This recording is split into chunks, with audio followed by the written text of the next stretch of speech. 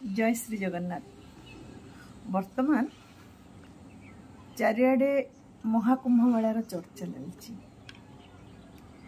तेणुक महाकुंभ मेला उपरे गोटे वीडियो बनवाई मुझे ठीक कली। से किछि तथ्य किछि जना अजना कथा रहिबो। ए महाकुंभ कौन आज कहीं कोटि कोटि जनता देश विदेश छुट्टी आसुचंती बुड़ीए पकेवाई से विषय आलोचना करवा। महाकुंभ कौन केबेठु कहीं हैला। अच्छा, सेतेबेले देवता और असुर आमे जानिचे तांको भितर सब बेले संग्राम चलते। असुर माने तांकर शक्ति अधिक, देवता मानकर बुद्धि अधिक। तो युद्ध चलिला बहुत वर्ष धरी। देवता असुर उभय क्षताहत हेले। तो विष्णु देखिले जे असुर मानकु ठारू देवता मानकु सुरक्षित रखिया पई एवं तांको भलर रखिया पई बंची रखिया पई अमृतर आवश्यकता अछि। तो अमृत मिलिबो कोठु? अमृत अछि समुद्र भितरे। समुद्र भितरु अमृत आसीबो केमति? तो देवता माने कहिले जे केवल एका देवता माने चाहिए समुद्र भितरु अमृत को आनी पारिबे नहीं। समुद्र को मंथन कले ही ता भितरु अमृत आसीबो। सेतिबाई देवता माने कौन कले ना विष्णु कौन कले देवता मान को परामर्श देले जे तुमे जाइकी असुर मान सहित संधि कर। असुर मान राजा जी अछंती बळी पाताल रे तांको पाखकु जाओ, तांको सहाय्य माग एवं उभय मिसी अमृत समुद्र मंथन कले अमृत आसीबो। तो देवता माने तापरे पाताल को बळी राजा पाखकु गले। बळी राजा बहुत धार्मिक थिले। तो तांको कहिले जे समुद्र भितरे बहुत जिनस अछि, बहुत रत्न अछि, आउ आमे मंथन करिकी देवता और असुर मिसिकी ताकू बाहर करिबा एवं जहा मिलिबो ताकू आमे भगवान टिके नै जिबा। देवता अधा असुर अधा एमती भगवान टिके नै जिबा। तो बळी राजा तांको कथारे सम्मत हेले एवं देवता एवं असुर समुद्र कूल को आसिले समुद्र मंथन पई। अच्छा, एडा बड़ समुद्र मंथन करिवे केमती? सेथिबाई से माने कौन कले ना मंथन पाई तो गोटे दरकार। समुद्र मंथन पाई किछि गोटे जिनस रखिले तो मंथन करिवे ना। सेथिबाई से माने कौन कले ना ए जो मंदर पर्वत गरुड़ कहले गरुड़ मंदर पर्वत नहीं कि आसिला। मंदर पर्वत रहिला एवं खुआदंड हेकरी आउ खुआदंड को बांधिया पाई रस्सी दरकार, दौड़ी दरकार। तो साधारण दौड़ी रे समुद्र मंथन होबनी। तेणुक बासुकी नागं को कहागला सी रज्जु हिसाब रे बा दौड़ी हिसाब रे कार्य करिवे। मंदर पर्वत खुआदंड हिसाब रे कार्य करिवो।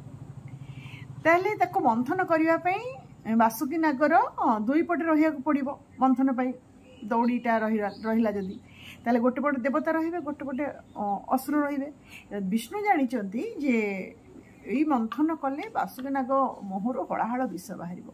तेणुकर मुंडपटे जी रहिबो सेमान पे असुविधा। किंतु जदि असुर मान को कहा जीवो जे तुमे माने मुंडपटे रुह से माने केबे राजी हेबेनी। तेणुकर विष्णु कहिले जे ताको कुह जे से माने गोड़पटे रहिबे। कहिले से माने उल्टाटा करिवे। असुर माने से कले मध्य से माने कहले ना ना आमे गोड़पटे रहिबुनी, लांजपटे रहिबुनी, आमे मुंडपटे रहिबु। तेणुकर असुर मान रहिले मुंडपटे एवं देवता मान रहिले गोड़पटे। समुद्र मंथन हेला। समुद्र मंथन जो हेला प्रथमे बाहरिला हलाहल विष।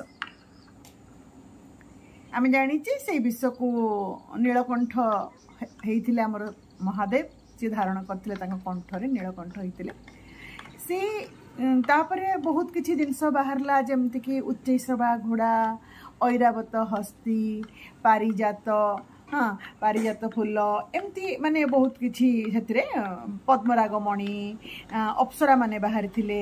एमती बहुत किसी कामधेनु ये सब बाहरी थिले। तो देवता माने कौन कले ना कौशल करके सब गुड़ाक निज पटे नेले एवं जो बारुणी देवी बाहरिले ताकू असुर मान को देले पानी भितर बाहरिले।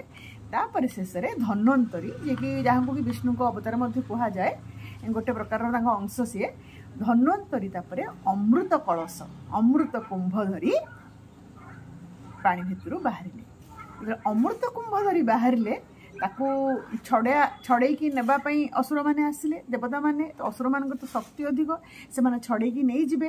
ते विष्णु सेठी कौन है ना मोहिनी रूप धारण करी अमृत कुंभटी को नेले एवं ताको मोहिनी रूप देखिकी से माने तो असुर माने तामसिक प्रवृत्तिर से माने मोहिनी रूप देखी मुग्ध हो गला बेलू मोहिनी आम जाचे सी केमती दुई धाड़ी रे बसैकरी अमृत बांटुले एवं राहु केतु कथा आम से जाचे से माने जानीदेले जे ये विष्णु मोहिनी रूप हो अमृत केवल देवता मान दौरान असुर मान मद दौरान से माने ऑब्जेक्शन कले तो तांकर मुंड कटा होता है राहु आ केतु होते से असुर ये आम जाचे तो से जो तापर से अमृत कुंभटा को धरिक देवता माने असुर माने दौड़े से समय रे गरुड़ा जाइकरी कौन कले ना से अमृत कुंभटा को लेकिरी गले तापर असुर आ देवता भितर देव असुर आ गरुड़ तांको भितर जितेबाला अमृत कुंभ पर छड़ा छड़ी है से समय रे किछि स्थान रे से अमृत छिटिकी पड़ता को स्थान रे पड़ता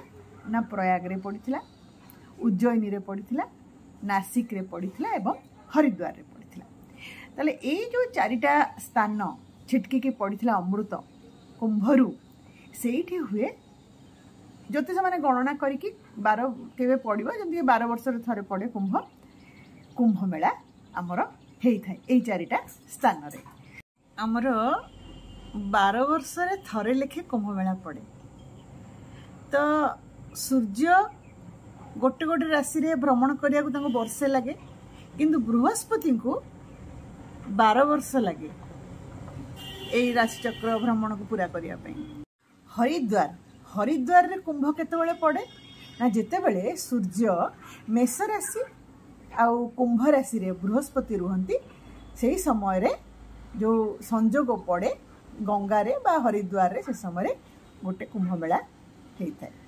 बृहस्पति सिंह राशि रे आमर सूर्य चंद्र जदि मेष राशि रे रहिले ताहले उज्जयिनी रे कुंभ मेला पड़े बृहस्पति जितेबाला वृष राशि रे आ सूर्य चंद्र मकर राशि रे अवस्थान करती सेतेबेले आमर पड़े प्रयाग रे आमर कुंभ मेलाटा पड़ी था बृहस्पति जितेबाला सिंह राशि रे आ सूर्य चंद्र कर्कट राशि रे अवस्थान करती सेतेबेले आमर जो नासिक अच्छी गोदावरी तीर्थ नासिक त्रयंबकेश्वर सेठी पड़े गोटे कुंभ मेला से समय गोटे कुंभ मेला पड़ी था कुंभ मेला रे स्नान कले को फल प्राप्ति हुए जो लोक मैंने एमती पागल भली दौड़ुं दिन राति खाली कुंभ मेला केमती जी मो भाया केमती कुंभ मेला जापारती सुजोग मिलता भावती सेमती ताले कुंभ मेला कौन प्राप्ति हुए कौन मिले जो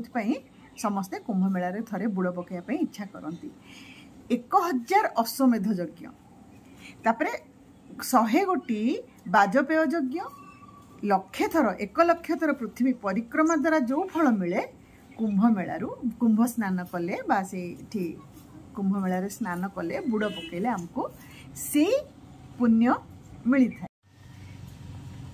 कुंभ मेला रे स्नान कले आमर शरीर शुद्ध हुए ता सहित आत्मा आत्मा किपरि शुद्ध हम कुंभ मेला को जाइकी बुड़ पकईदेले कौन आत्माटा सेमती मन को मन शुद्ध हो सेठी साधुसंत दर्शन केते साधुसंत आसती साधुसंत दर्शन कले मन भितर जो गोटे पवित्र भावना सृष्टि हुए से बुड़े केते तीर्थर जल सेठी अच्छी से सब द्वारा शरीर सहित आत्मार मध्य बुड़ पकेबा हुए सेठी आत्मा शुद्धि हुए आपण माने मो चैनल रे मो सहित जोड़ी हो रुहतु आहरी अनेक अनेक रोचक तथ्य आमर पुराण रू आमर इतिहास रू मो आपण मानक पाखरे बांटिबी धन्यवाद।